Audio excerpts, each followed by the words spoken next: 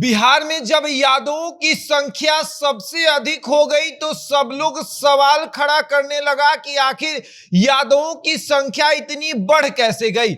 जीतन राम मांझी, उपेंद्र कुशवाहा, चिराग पासवान, सम्राट चौधरी, तमाम नेता कह रहे हैं कि 1931 में जब इनकी संख्या 10% थी तो फिर 92 वर्ष में इनकी संख्या 14% कैसे हो गई। और उस समय तो बिहार, झारखंड, उड़ीसा एक था।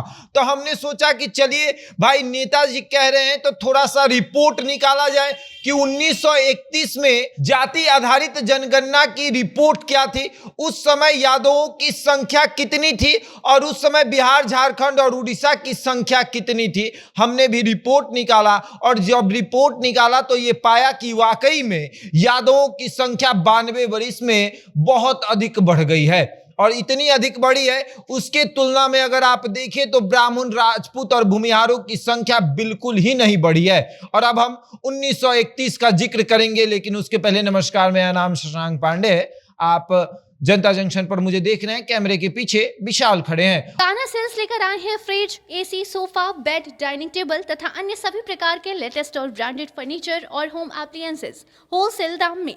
शादी में उपहार देना हो या फिर अपने घर को सुसज्जित करना हो, अभी आए कान्हा सेल्स, जो कि स्थित है रिद्धि सिद्धि कॉम्प्लेक्स, राजेंद्र मोड़, गोपालगंज में। तथा एक और ब्रांच उपलब्ध है रेल पहिया कारखाना के पास, दरोगा राय चौक, दरियापुर, सारण में।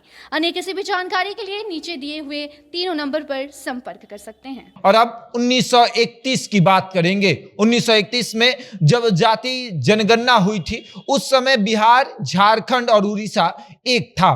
तो उस समय बिहार, झारखंड और उड़ीसा की संख्या जो है वो थी 3,47,92,764। फिर से सुन लीजिए, 3,47,92,764। और उस समय जब जाति आधारित जनगणना हुई तो यादवों की संख्या थी 34,55,000, यानी कि उस समय की तुलना में 10%। 34,55,000 यादवों की संख्या थी।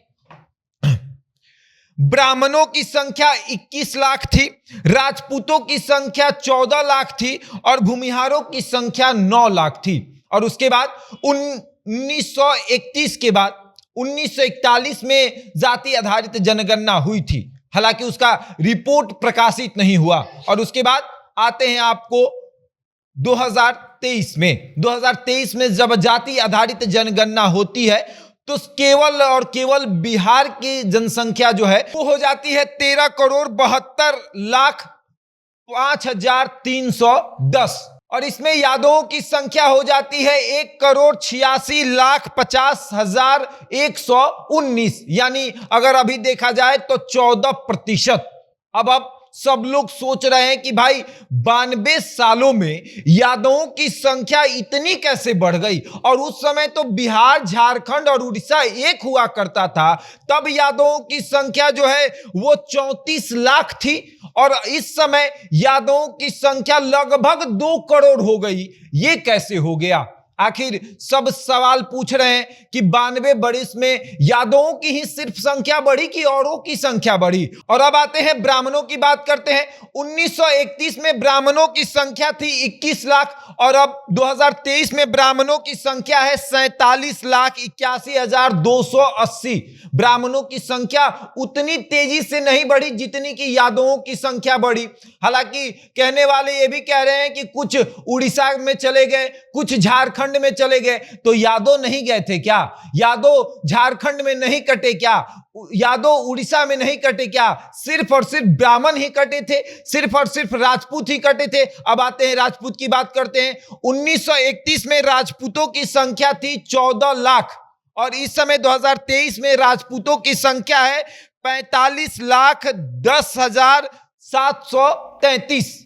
राजपूतों की भी संख्या उतनी नहीं बढ़ी जितनी कि यादवों की बढ़ी। और उसके बाद भूमिहारों की बात कर लेते हैं। भूमिहारों की संख्या 1931 में थी आपको 9 लाख और अब 2023 में भूमिहारों की संख्या है 37,50,886। चलिए मान लेते हैं कि भूमिहारों की संख्या उतनी ही बढ़ी जितनी की यादवों की बढ़ी, लेकिन ब्राह्मण और राजपूत कहां गए? ब्राह्मण और राजपूतों की संख्या उतनी तेजी से नहीं बढ़ी जितनी तेजी से यादवों की बढ़ी। हाँ, अब सवाल ये उठता है कि क्या वाकई में ऐसा कुछ हुआ है क्या कि सिर्फ और सिर्फ जाति आधारित जनगणना के नाम पर यादवों की गिनती हुई है, ब्राह्मणों की, राजपूतों की और भूमिहारों की बस्ती में कोई उनकी जाति पूछने गया ही नहीं?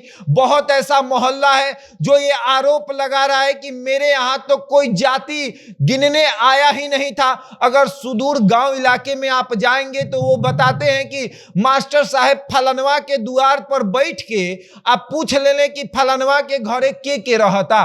और अगर आप देखेंगे तो ये लोग भी कह रहे हैं कि ब्राह्मण, राजपूत और भूमिहार जो है ये परिवार ज्यादातर बिहार से पलायन कर चुका है और उन लोगों के बारे में जानकारी पड़ोसी जो है वो सही तरीके से नहीं दे रहे थे, इसलिए इनकी संख्या इतनी कम हुई। अब सवाल ये उठ रहा है कि 92 सालों में यादवों की संख्या इतनी कैसे बढ़ गई कि अब लाख से वो करोड़ में पहुंच गए, और करोड़ में भी पहुंचे तो इतने करोड़ में पहुंचे हैं कि दूसरे स्थान पर हैं। अगर आप 1931 की बात करिएगा तो 1931 में यादवों की संख्या सबसे अधिक थी, 10% थी, ये पहले नंबर पर थे। और 2023 में यादवों की संख्या जो है वो 14% है और ये इस बार दूसरे नंबर पर है, क्योंकि मुसलमान पहले नंबर पर आ गए हैं, उनकी संख्या जो है वो 17% हो गई है। अब नेता जो है ये आरोप लगा रहे हैं कि जाति आधारित जनगणना के नाम पर